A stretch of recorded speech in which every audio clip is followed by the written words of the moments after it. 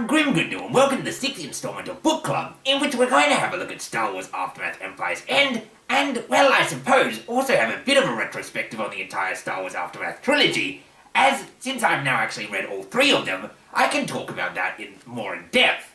So, Star Wars Aftermath Empire's End. It's unfortunately not that good. It's plagued by many of the same issues that the first and second novel had, and has some returning issues that only the first novel had. Well, I suppose they both had it, but one had it in abundance. I'm not sure if it's the worst installment of the entire trilogy. That would be a match between the first novel and this one, but it's been so long since I read the first one that I honestly don't remember which one was better. Or worse, in fact. So why didn't I enjoy this novel, and in extension, the entire Aftermath trilogy? Well, as mentioned in the previous video when I was talking about Star Wars Aftermath Life Debt, I'm not really a big fan of the author's writing style, which I'll return to in a second, but I also really didn't like a lot of the main plot devices used throughout this novel, and the first novel in this trilogy. You see, the characters are, for the most part, rather stupid, and this is an issue because their stupidity is unfortunately often used as a driving point for the plot.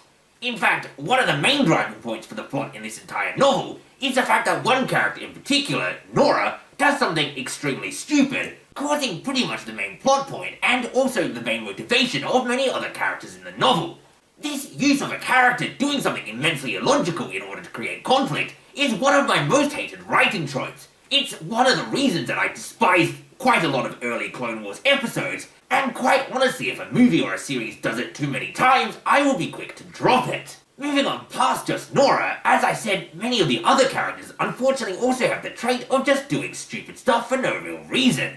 Now, in their defense, there is reason provided throughout the novel, in that each character is sort of emotional and overly angry, and they're stressed and falling apart, yada yada yada yada.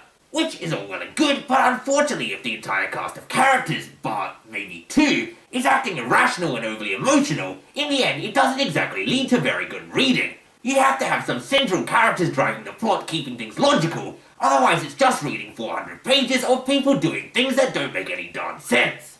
As I said, this is one of the issues that appeared more in the first novel, died down a bit in the second novel, but unfortunately made a return in Empire's End.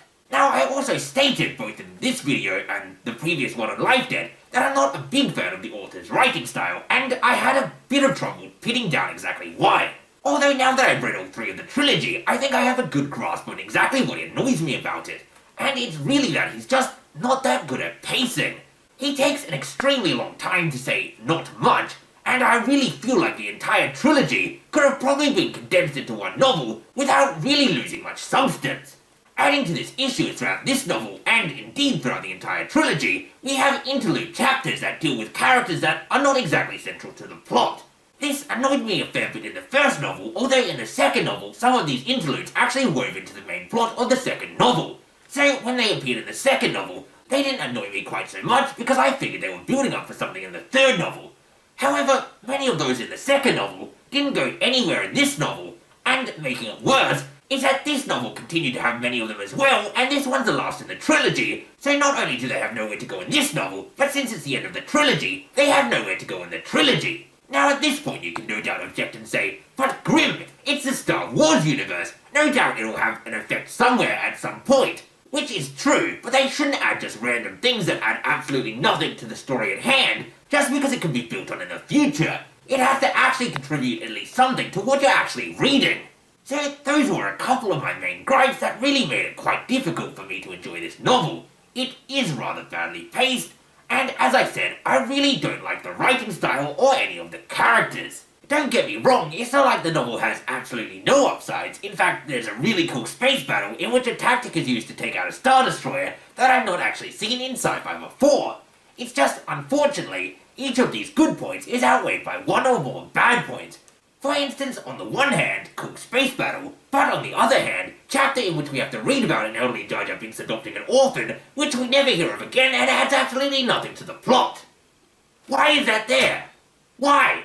What was the point of it? And then finally, the thing that really annoyed me quite a lot about this novel is it just doesn't provide much closure.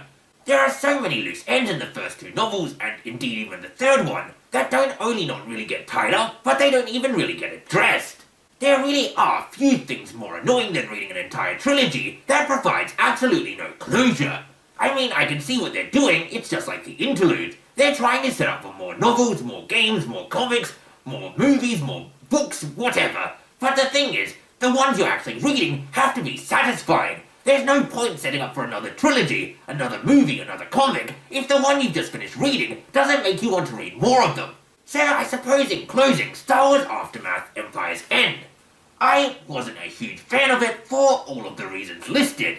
And that really brings it all about to an end. So, as always, thanks for watching, and until next time, I have been and still am Grim Grindle.